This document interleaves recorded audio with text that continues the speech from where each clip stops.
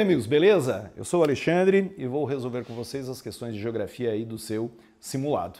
Quero iniciar, então, essa sequência pela questão 62. Nessa nossa questão, você tem aqui um quadro e diz assim, pode-se afirmar que, sob o olhar da ciência geográfica, a ciência geográfica é uma ciência do espaço, né, que estuda a relação do homem com o meio ambiente, e ela tem na paisagem o seu extrato, né, principal de observação, o palco de atuação dos seres humanos. Daí a gente acaba entendendo como o espaço geográfico, mas o extrato visível é a paisagem. A tela de Debrecht, né, retrata aqui conceito de paisagem. Bom, então vamos lá, você tem aqui esse quadro maravilhoso e o que a gente consegue ver aqui? O casario, tá vendo? Tem uma atividade humana aqui, ó, lá tem uma igreja, tem umas casas melhores ali assim, né? Ocorreu um desmatamento, lá você vê o relevo. Então tá, então você está vendo aspectos naturais e humanos. Tá, visto isso? Então vamos lá. Expressa a percepção do artista de elementos e cores, linhas e estilos arquitetônicos, arquitetura, linhas, né, e tal, formas de relevo topográfico e a textura da vegetação. É isso aí. Então, fechou. Bacana. É questão típica aí, por exemplo, aguardada numa prova do Enem.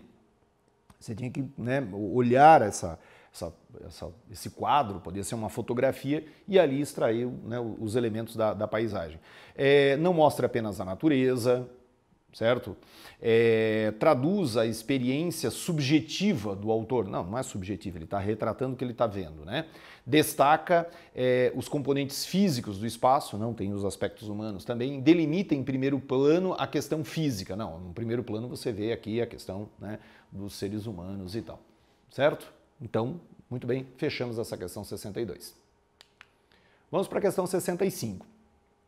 Todos os dias acontecem pequenos tremores de terra no Brasil, mas a maior parte não é sentida pelas pessoas. Daí, parará, né? O Brasil não detecta sismos fortes. Por que o Brasil não detecta sismos fortes? Porque nós estamos no meio da placa tectônica sul-americana. Vocês vejam que as divisões da crosta terrestre, as fraturas das placas tectônicas, a mais próxima da gente aqui, ó, lá no meio do oceano, e depois lá no Chile. No meio do oceano há um afastamento, que não gera maiores consequências, né? E no Chile realmente tem o choque, daí tem a dobra, a Cordilheira dos Andes, lá acontecem terremotos muito fortes, né? Aquela situação toda. Inclusive, nesse ano, 2020, nós estamos lembrando aí os 50 anos do, cientificamente, o terremoto mais forte sentido, que foi o terremoto de Valdívia, em 1960, no Chile. Mas como o Brasil está no meio de uma placa, os terremotos aqui são menores e menos frequentes. Então, vamos lá. Por que acontece isso? Porque é uma planície? Não, é porque a gente está no meio da placa. Porque é banhado pelo Oceano Atlântico, que não tem vulcões? Bom, o fato de ser banhado pelo Oceano Atlântico não determinaria estabilidade. E tem vulcões no meio do oceano, onde as placas se afastam, né? Nós temos vulcões aqui, ó, na Islândia, né? Então não tem cabimento isso. Não possui cadeias montanhosas. O Brasil tem cadeias montanhosas, só que são montanhas antigas, de choques muito antigos e muito erodidas. O Brasil tem montanhas, mas são montanhas antigas, né? Então é errado isso. Não possui atividade vulcânica. Bom, é verdade que o Brasil não possui, mas lá no meio do oceano tem, e nós temos registros antigos. Mas qual é a explicação que o Brasil não tem grandes terremotos? Porque a gente está no centro de uma placa tectônica, no caso a placa tectônica sul-americana. Maravilha? Em geral, os nossos terremotos aqui, eles vão até 4 graus na escala Richter, é mais ou menos o que você sente quando dá um tremor assim numa tempestade. Mas nós já tivemos uma cidade chamada João Câmara, no Nordeste, né, que sofreu um terremoto aí nos anos 80, 1986, e essa cidade entrou em estado de calamidade, né? E o terremoto foi de 5,1 na escala Richter. A escala Richter você multiplica por 10, né, de um ponto para outro. 4 para 5 multiplicou por 10. Casas muito simples, gente muito pobre, foi uma desgraça. Em 2007, teve um terremoto em Itacarambi, em Minas Gerais, que derrubou uma pequena casa e inclusive matou uma criança. É a primeira vítima conhecida de terremoto no Brasil. Desde a época do Império, nós sentimos terremotos no Brasil, mas em geral eles são pequenos. A gente sente, vamos falar assim, as pancadas lá dos Andes e a acomodação do material interno, pequenas fraturas. Então aí são os nossos terremotos. Então tá. Vamos lá agora para a questão 67. Essa questão mostra as nossas províncias hidrológicas. Tá, daí você vai dizer o que é isso? Bom, são as grandes províncias onde você tem conjuntos d'água. Né? Você tem rios, canais, você tem água subterrânea, você tem esse tipo de situação. Tá, aí olha só. Uma província hidrológica é formada pela conjunção de estruturas geológicas e fatores geomorfológicos, a lógica da forma do relevo. Os fatores geomorfológicos envolvem aqui clima e tudo mais. Tá. As rochas sedimentares e nas rochas magmáticas e metamórficas, a água se desloca e se armazena. As rochas sedimentares, elas são verdadeiras esponjas. Então a água ali se armazena. Essas unidades rochosas ou de sedimentos porosos, quando tem fraturas em outras rochas, que armazenam grandes volumes de água subterrânea, são denominados aquíferos. As grandes reservas de água subterrânea compõem os grandes aquíferos. Então tá, resolvido. Agora, o que é lençol freático? Lençol freático é essa água mais superficial, que até é chamado de aquífero livre, quando chove logo infiltra, escorre e tal. Canais. Canais são canais. Como o nome diz, canais são canais. Né? São lugares onde a água escoa. Bacias. Bacias é quando você tem um rio principal e os seus afluentes. Lençóis artesianos. Aí são reservas d'água, né, subterrâneas, mais confinadas, mas não de grande extensão. Então o que fecha mesmo aqui são aquíferos. Maravilha? Então tá. O Brasil tem dois grandes aquíferos, o aquífero Guarani e o aquífero Alter do Chão, também conhecido como SAGA, Sistema Aquífero Grande Amazonas. Esse SAGA é muito maior do que o aquífero Guarani. O aquífero Guarani até nós dividimos com Paraguai, Argentina e Uruguai. Você vai dizer, Alexandre, mas que papo é esse? Olha o tamanho do Guarani aqui, olha o tamanho do Alter do Chão. É que o Alter do Chão é muito mais profundo. O Guarani tem em torno de 37 mil quilômetros cúbicos e o SAGA aí 162 mil quilômetros cúbicos. Ele é muito mais profundo. E esse aquífero Alter do Chão, ou sistema grande aquífero amazônico, ele ainda tem uma vantagem que ele está apenas no território brasileiro. Maravilha?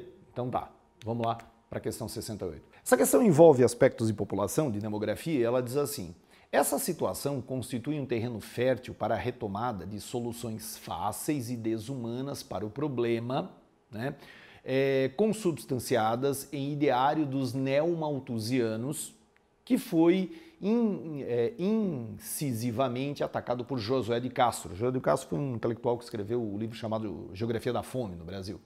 Para ele, os neomalthusianos nada mais faziam que responsabilizar os próprios famintos, preconizando soluções racistas com vistas a manter os padrões de vida e de consumo das populações dos países desenvolvidos.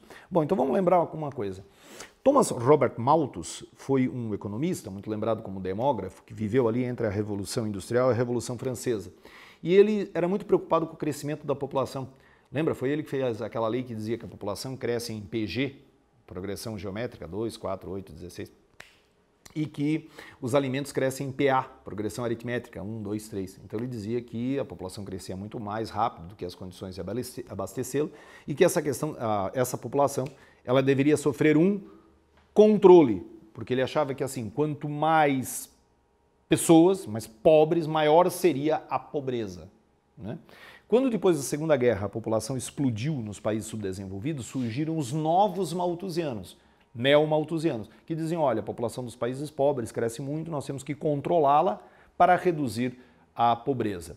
Existem pessoas que não defendem essa ideia, são os chamados reformistas, até de visão marxista. Eles dizem que a pobreza é que gera pobre, né?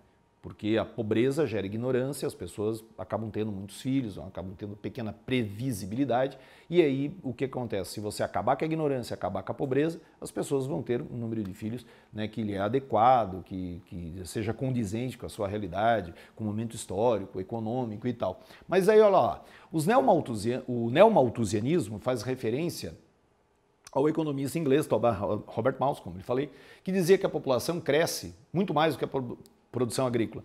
Sabendo disso, é correto afirmar que os neomalthusianos defendem o quê? O controle da população, né? A esterilização das pessoas, o uso de métodos anticoncepcionais, né, artificiais e tal. O Malthus, ele também era um cara muito religioso, Então ele dizia que as pessoas deviam ter sujeição moral, sexo apenas no casamento, né, e só para a reprodução. Né? Hoje daí se defende a laqueadura, o uso de camisinha, anticoncepcionais, né, e tal. Os neomalthusianos defendem isso. Investimento em tecnologia seria conhecimento, seria então, né, aí a ideia dos reformistas. Incremento da agricultura, mas se você aumentar a agricultura, a população continua tendo muitos filhos, acaba não tendo muito sentido, né? Restrição a casamentos, seria uma sujeição moral, né? Eles defendem o controle mesmo da população. Aumento da área plantada seria aumento agrícola, já falamos isso. O que deu nessa 68? Beribol. Então vamos lá. Questão agora a 69. Bom, essa questão ela trata sobre densidade demográfica. Então você tem um texto aí, depois que você quiser investir, faça a sua leitura. Mas a questão aqui vai bater numa situaçãozinha usada na geografia, que claro vem da matemática.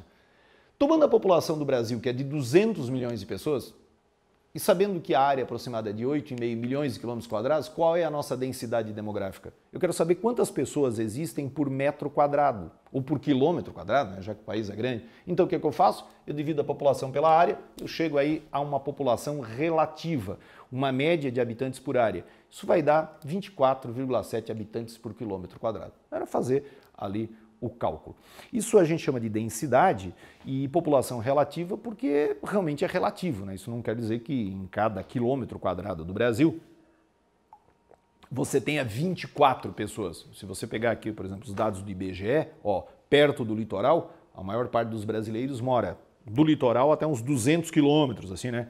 Para dentro do continente. A maior parte, né? São raros os pontos fora dessa faixa aqui, ó, que tem grandes densidades demográficas. Seria o caso de Brasília, seria o caso lá de Manaus. Mas veja, perto do litoral tem mais de 100 habitantes por quilômetro quadrado. E em grande parte da Amazônia, menos de 1 habitante por quilômetro quadrado. Então isso é apenas uma ideia relativa. Ô Alexandre, 24 é grande ou é pequeno? A gente pode considerar pequeno, tá gente? O Brasil é considerado um país populoso, né? Nós temos aí, agora o Paquistão ultrapassou a gente, né? Então nós temos a 6ª maior população absoluta do planeta, né? A maior está na China, depois vem a Índia e tal. Mas o que acontece? O Brasil é populoso, mas é pouco povoado, né? Porque daí 24 habitantes por quilômetro quadrado. Você pode pensar 100, se em média tivesse 100, 200, seria já uma média maior. Bangladesh tem 1.000 habitantes por quilômetro quadrado. O Principado de Mônaco, na Europa, passa de 15 mil. Né? Então ali é povoado. O Brasil é populoso, mas pouco povoado, podemos falar assim. Tá bom? Então vamos adiante. Questão 70. Os grandes movimentos migratórios e crise de refugiados não são, pois, novos na história da humanidade. Então aqui também, gente, se você quiser parar aí o vídeo e ler o texto, mas ele vai contar que, olha só, aqui as crises de refugiado não são novas, né? E que existem desafios e tal. Aí a questão diz assim, as migrações funcionam em função de espaço de repulsão, da onde o cara sai, e de atração para onde ele vai. Onde o primeiro não apresenta condições de vida satisfatórias e o segundo, pelo contrário, tem atrativos. Né? Quem migra, né, salvo as pessoas que são como os escravos que vieram para o Brasil, que foram obrigados a vir para cá, né? Tirando as pessoas de imigração forçada, geralmente quem migra quer uma vida melhor. Né? Essa é a ideia. Alguns países da Europa, aí aqui vai bater um pouco assim em história, né, de conhecimentos gerais também. Em alguns países da Europa, logo depois da Segunda Guerra Mundial, se tornaram espaços de atração, né? Pois precisavam ser reconstruídos. Dentre eles, a Alemanha, que atraiu muitos, daí você vai dizer, atraiu muitos, bom, gente, marroquinos, Marrocos fica na África. Logo depois da Segunda Guerra Mundial, até a simples travessia ali do Mediterrâneo era mais complicada, aquela coisa toda. Então vamos descartar Marrocos. Turcos, a Turquia pode, né? Porque a Turquia, embora seja considerado um país do Oriente Médio, asiático, mas ele fica bem próximo à Europa. 5% do território turco fica na Europa, só é separado ali pelo Estreito de Bósforo. Né? Então, o que acontece? A Turquia está valendo. Líbios, bom, daí a Líbia também é um país africano, né? A Líbia teve grande influência até italiana, não. Indianos, a Índia foi colônia da Inglaterra, né? Então, para a Alemanha não tanto. Paquistaneses, daí piorou ainda, né, gente? Né? Os paquistaneses, bem no centro da Ásia, um país mais fechado e tal. Então, nossa opção, Turquia. Ó, a querida Turquia aqui, tá vendo?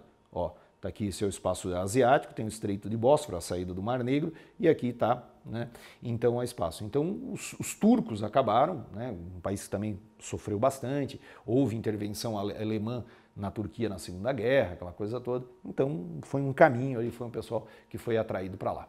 Legal? Questão 72. O envelhecimento das áreas rurais apresenta-se como um tema emergente para as pesquisas nacionais e internacionais, em vista de poucos estudos. Daí tá, a maioria desses estudos está focado na área urbana, né? Destaca-se ainda a família rural, que raramente é levada em consideração. Bom, você tem um texto dizendo que o envelhecimento das populações no campo, o entendimento das famílias rurais, ainda não é muito levado em conta nos estudos. Na definição do Instituto Brasileiro de Geografia e Estatística, como situação urbana considera-se as áreas correspondentes a cidades e vilas, ou áreas urbanas isoladas. A situação rural abrange toda a área situada fora desses limites. Assim, a área rural acaba abrangendo as atividades ligadas ao setor. Bom, antes de resolver a questão, deixa eu só lembrar uma coisa. O que é a cidade? É a área urbana, certo? Um município é um território, terreno. Dentro desse município, você pode ter a área rural e pode ter a área da cidade. Então, a cidade, a vila, aquela situação toda. Bom, numa cidade, o que predominam? Atividades de serviços e indústria.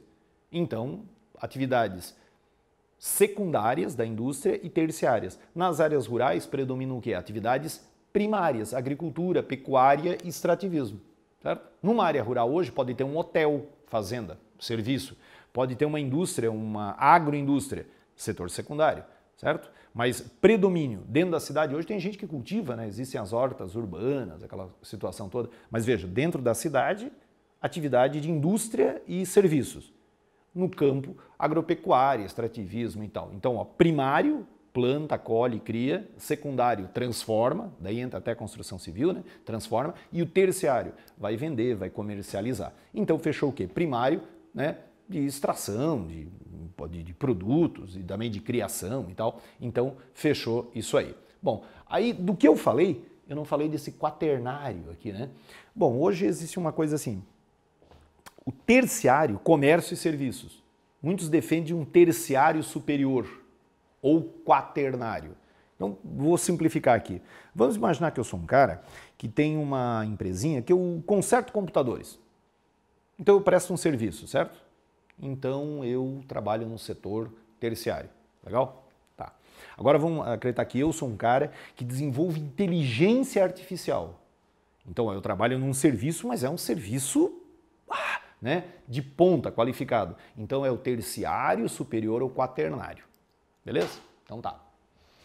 Vamos lá para a questão 73. Bom, gente, nessa questão diz assim, os trabalhos de fulano de tal podem ser considerados como os pioneiros no campo da sociologia da agricultura e seus méritos estão no fato de terem apresentado um novo enfoque, né, para a sociologia rural. Aí o cara vai falando que a atividade rural pode gerar impactos. Aí diz assim, os Estados Unidos são os maiores produtores agrícolas do mundo e sua produção é diversificada como milho, trigo, algodão, soja, ocupando a maior parte das áreas cultiváveis. Sobre a agricultura dos Estados Unidos, pode-se afirmar que... Bom, gente, os Estados Unidos, até se você tiver curiosidade, jogue aí na internet ou pegue um livro lá, veja que eles organizaram o seu setor agropecuário, criação animal e agricultura, no que eles chamam de belts, são os cinturões. Esses belts tentam aproveitar o quê? O melhor que tem do clima, do solo e tal. E, em geral, são grandes propriedades. Então, tem o belt do milho, o belt do leite, o belt dos produtos lá. Então, o que acontece? Eles têm uma agricultura em grandes propriedades e muito modernas. Então, vamos lá. Pequenas e médias sai, visa exportação para o mercado externo, visa o abastecimento interno, boa parte do milho vira biocombustível, boa parte do milho vira comida também para as pessoas e tal, rações. A soja é muito aproveitada, né? Então, não. Utiliza mão de obra durante o período da colheita? Não, ela é muito mecanizada, em geral, muito moderna, né? Alto nível de utilização de transgênicos? Pode ser, pode ser. Inclusive, os Estados Unidos foi um dos países que participou muito ativamente da tal Revolução Verde, pós ali anos 60, né? que de verde não teve muita coisa, né? Acabou agredindo o meio ambiente, usando sementes alteradas geneticamente, usando muitos fertilizantes industriais, agrotóxicos, mas é chamada verde porque ampliou as áreas plantadas, né? Pouca produção de frutas, né? A Flórida, né? Tem grandes plantações, por exemplo, de laranja, outras áreas têm plantações de maçã, né? A Califórnia também, vinhos em certas áreas, né? Então, né, não é isso. Então, o que deu mesmo aí? Alternativa D, de dado. Vamos lá agora para a questão 74. Bom, essa questão 74 diz que um dos mais graves problemas ambientais ocasionados pela agricultura moderna, essa agricultura que usa grandes máquinas, fertilizantes, agrotóxicos e tal, é que a dificuldade de manejo dos dejetos, tal, o texto aborda isso. Em qualquer atividade humana, a produção agrícola transforma o meio ambiente e muitas vezes estas mudanças não são benéficas. Ocorre a contaminação do solo, barará, barará. Paradoxalmente, né, estranhamente, o uso de novas tecnologias pode propiciar a geração de problemas ambientais como? Bom, se você for observar, tecnologia na criação animal, tecnologia na agricultura. Queimada é uma técnica antiga, né? Então, descarta. Desmatamento. Pode acontecer ainda, não pode? Eu vou ampliar a área plantada, né? Muitas vezes não respeita a legislação. Pode ser. Erosão. Bom, uma agricultura moderna não vai querer perder o seu solo ali, né? Salinização, uma agricultura moderna. Salinização é quando você descuida com a irrigação, joga água lá, a água evapora, vão ficando sais, você vai perder o solo. Uma agricultura moderna não quer isso. Desertificação, isso normalmente em países mais pobres, né, que acabam descuidando e levando o clima a ficar mais seco do que já era, e daí vai tendo desertificação. Então, nossa alternativa possível, desmatamento é a melhor opção aí. Típica questão da Enem. Muito bem. Questão 75. O comércio externo passou a ser um dos fatores de equilíbrio econômico brasileiro. Barará, barará, barará. Tem pedido, leia aí o texto, né? Mas aí, olha só. Em função de ser um dos grandes produtores agrícolas mundiais, o Brasil não só mantém o mercado interno, como também é um grande exportador mundial, com inúmeros mercados pelo mundo. Pode-se afirmar que o maior mercado brasileiro é o quê? Bom, daí aqui você pode ter um conhecimento de causa, você pode ter uma decoreba, mas o nosso maior mercado é a China, né? A China hoje é o nosso grande consumidor aí de soja e etc e tal, né? Então, hoje o nosso mercado é muito significativo com a China. No passado já foi com a Europa, no passado já foi, né, com os Estados Unidos, mas hoje a China é uma viga, né, principal aí dessa situação. Maravilha? Então, vai fechar o que mesmo aí? Opa, alternativa E de elefante nessa questão. Legal? Então é isso. Fiquem bem. Até uma próxima oportunidade.